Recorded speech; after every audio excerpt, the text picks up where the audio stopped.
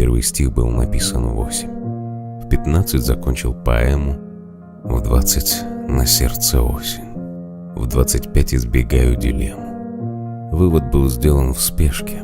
Короли закрывают лица, на доске остаются пешки. Их движений не стоит стыдиться. Мы в ответе за все достижения, за провалы в поисках счастья. Это личное мнение. Мы сильнее любого напастия. Каждый наш шаг важен. Каждое слово — песня. Летит самолетик бумажный. Держись за него, не разбейся.